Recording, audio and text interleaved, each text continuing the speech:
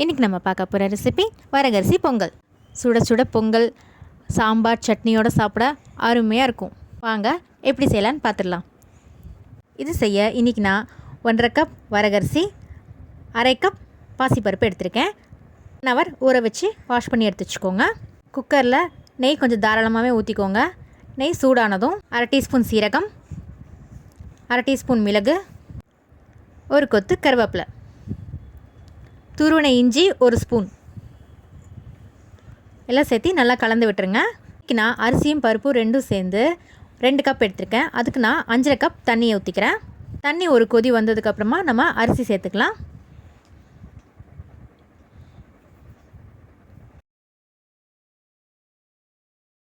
இப்போ அரிசி பருப்பு ரெண்டும் சேர்த்தியாச்சு. தேவையான உப்பு சேர்த்திக்கோங்க.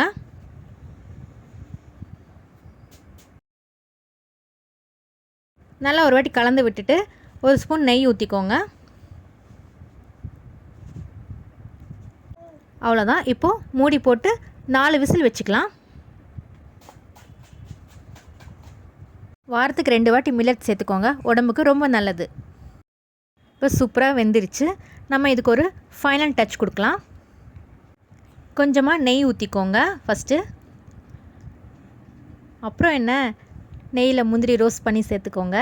ஒரு கலக்கி எடுத்திங்கன்னா சூப்பரான வரகரிசி பொங்கல் தயார். இதே மாதிரி நீங்களும் உங்கள் வீட்டில் ட்ரை பண்ணி பார்த்துட்டு எப்படி இருந்துச்சுன்னு கமெண்ட்டில் சொல்லுங்கள். மறக்காமல் எனக்கு ஒரு லைக் போட்டுருங்க. தேங்க்யூ.